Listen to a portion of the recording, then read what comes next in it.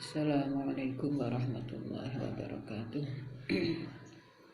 Bismillahirrahmanirrahim. Alhamdulillahirabbil alamin. Allahumma shalli wa sallim ala sayyidina Muhammad. Amma ba'du. Para pemirsa ingkang kawula hormati, yang mudah-mudahan selalu dirahmati, diridhai oleh Allah Subhanahu wa taala. Amin.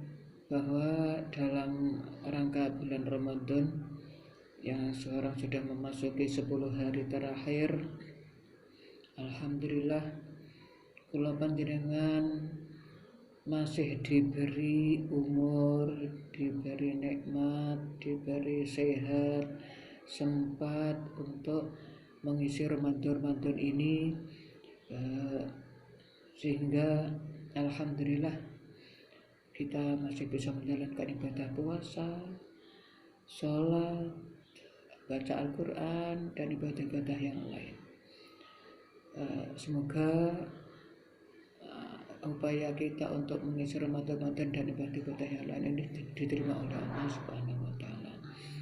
Dan yang penting, kalau yang inti di bulan Ramadan adalah puasa, juga ada turunnya Al-Quran, adanya Lailatul Qadar. Ini tentu hal-hal yang sangat istimewa, yang sangat banyak pahala, yang bernilai ibadah yang diberikan oleh Allah kepada kita semua. Allah ngobrol pahala, ngobrol kenikmatan, rahmat, dan sebagainya. Puasa sendiri adalah ibadah yang disenangi oleh Allah. Dan untuk hadis yang lain bahwa puasa di bulan Ramadan ini kalau kita laksanakan dengan iman, dengan hanya karena Allah, maka akan diampuni dosa-dosa kita yang lalu.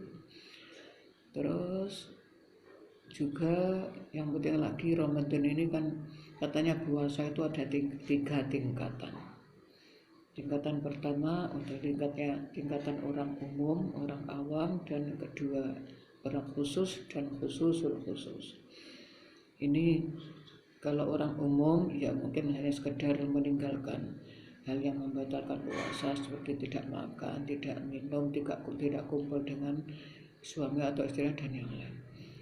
Dan yang ingin saya tekankan, mari kita bisa lebih meningkatkan kualitas ibadah puasa kita ini untuk bisa meningkat ke yang khusus, ibadahnya orang khusus. Jadi tidak hanya sehari-hari, mulai dulu masih muda, masih anak-anak ya gitu sampai sekarang sudah misalnya udah umur 40, 50 masih tetap hanya itu saja. Harus kita tingkatkan untuk mencapai ke tingkatan khusus. Monggo ini antara lain kita bisa menjaga semua anggota tubuh kita untuk tidak bermaksiat pada Allah. Jadi jangan sampai ya puasa tapi tetap rasan-rasan, gosip-gosip dan sebagainya, fitnah-fitnah dan sebagainya, mata pendengaran dan sebagainya, tetap menjalankan dosa. Jangan itu. Jadi monggo kita tingkatkan ibadah puasa kita untuk menghindari dan menjauhi hal-hal dosa-dosa yang bisa merusak nilai dan kualitas ibadah puasa kita. Monggo kita tingkatkan. Mudah-mudahan dengan ini di samping itu juga lebih memperbanyak ibadah kita, kualitas ibadah, kuantitas ibadah kita. Misalnya sholat sunat, tarawih jangan ditinggalkan, dan sholat sunat yang lain, baca Al-Quran. Kalau dulu biasanya nggak puasa itu nggak mesti baca Quran, sekarang ya kita atur jangan sampai selama bulan Ramadan tidak khatam. Syukur bisa diatur sehari satu juz, sehingga sebulan khatam sekali atau lebih dari itu, misalnya seminggu sekali khatam, tentu akan jauh lebih baik. Dan nanti kalau sudah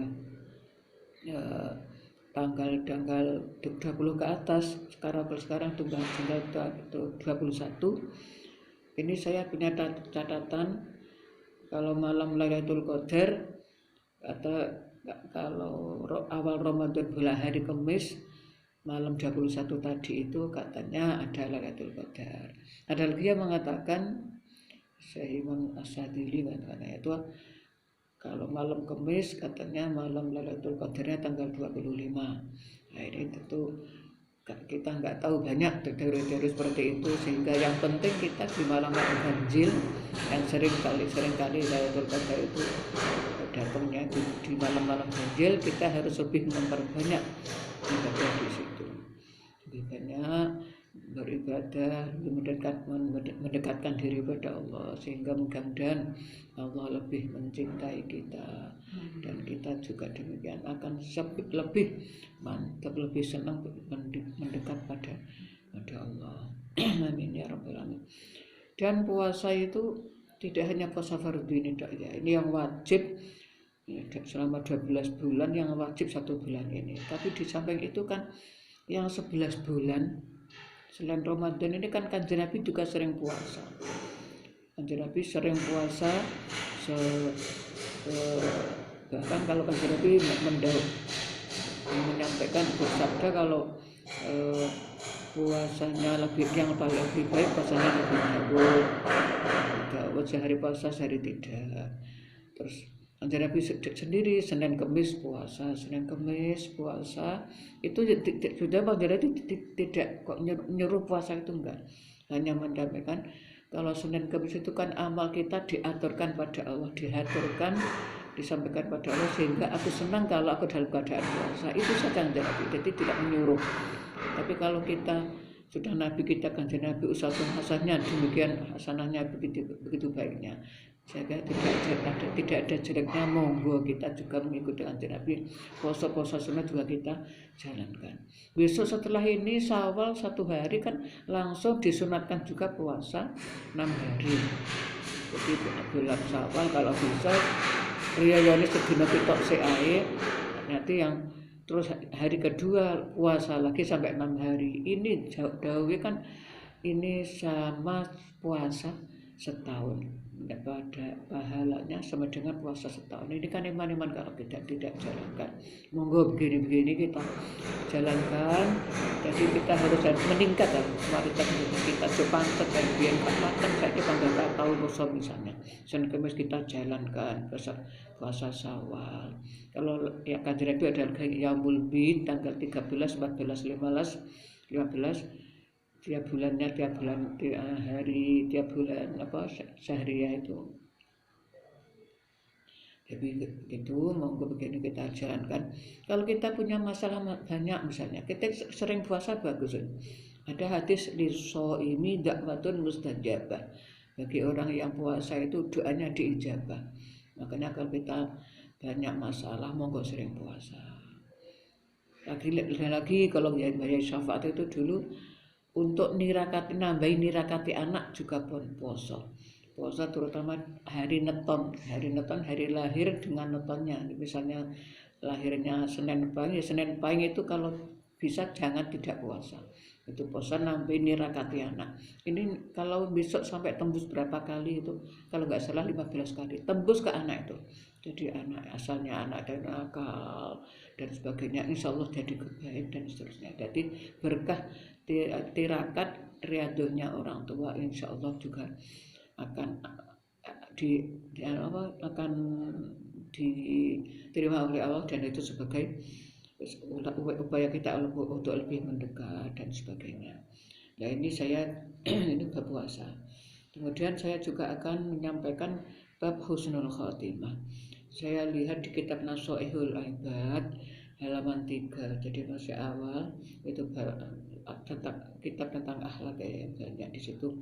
Ya ini ada min asbab husnil khotimah. Jadi salah satu sebab untuk bisa mencapai husnul khotimah yaitu di akhir pungkasan dengan baik. Besok waktunya meninggal, dia meninggal dalam keadaan yang baik, misalnya setelah sholat orang meninggal, kapan hari tak ada tentang siapa itu, setelah masih pengajian masih banyak orang meninggal, ini kan sudah kelihatan kalau baik. Nah, kita tentu ingin husnul khotimah seperti itu. Kalau Mbah Hasyim Asy'ari, siapa yang ngopeni NU merawat NU tak anggap santriku. Saya tak anggap santriku tak dongakne husnul khotimah sak keluargane. Lah ini Mbah Hasyim Asy'ari. Jadi kita sebagai alumni dari Tabiran dari Cukir monggo yang masuk IKPWS dan sebagainya, IKPT, monggo kita rawat, kita besarkan NU ini. Nah ini di samping itu Imam Nawawi ini juga ada doa khusus yang dibaca. Ini di halaman 3 yang Nasuihul Ibad ini dibaca setelah sholat fajar. Jadi manjing subuh azan terus kita sholat 2 rakaat, kemudian kita baca doa ini. Doa ini ada 3 macam. Yang sering saya baca yang nomor 2, nomor 3. Di samping ini juga ini kalau katanya itu untuk sebabnya husnul khotimah adalah selalu mendoa ini. Di samping itu ini juga doa untuk mendoakan umat-umat Kanjeng Nabi, umat-umat Kanjeng Nabi, kemudian diampuni, dirahmati, diperbaiki, dijaga dan sebagainya. Tapi ini ada yang saya tambahi dua kalimat. Mudah-mudahan diberikan kemudahan kita oleh Allah untuk bisa mengamalkan ini. Kemudian nanti kita diijabah juga umat-umat Kanjeng Nabi jadi umat-umat yang lebih baik, yang diampuni, dirahmati dan selamat dunia akhiratnya semuanya. Juga keluarga kita. Amin ya rabbal alamin. Ini yang salah yang dari yang dari Nasuihul Ibad ini. Terus ini juga diperbaiki. Ini yang asli dari sana begini ini tulisannya. Terus ini saya tambahi 2 kalimat. Allahumma ansur umat Sayyidina Muhammad, Allahumma aslih umat, Allahumma sallim umat Sayyidina Muhammad. Ya Allah yang tolongi umat Muhammad dan selamatkan umat Muhammad. Kalau ini yang 3 macam, doa yang 3 macam ini, jangan tuh kalau berkenan monggo diamalkan yang mana, yang nomor 1, nomor 2, nomor 3, apa semuanya monggo. Kalau bisa kita amalkan untuk kehidupan sehari-hari ya. Mudah-mudahan ini diijabah oleh Allah SWT dalam rangka untuk memohon berikhtiar untuk bisa menjadi meninggalkan husnul khotimah.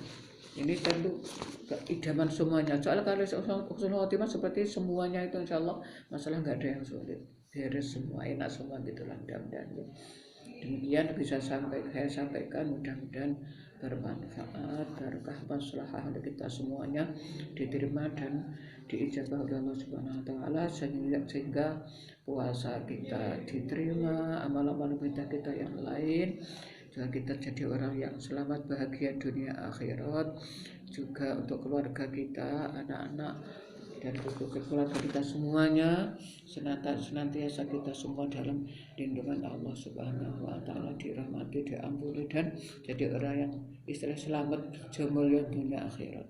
Selamat jamulyan dunia akhirat, gampang dalane yang surga kabeh. Kalau ada hadis yang lain, mudah-mudahan kita tergolong untuk umat-umat Kanjeng Nabi yang bisa masuk surga tanpa hisab. Amin ya rabbal alamin. Al-Fatihah.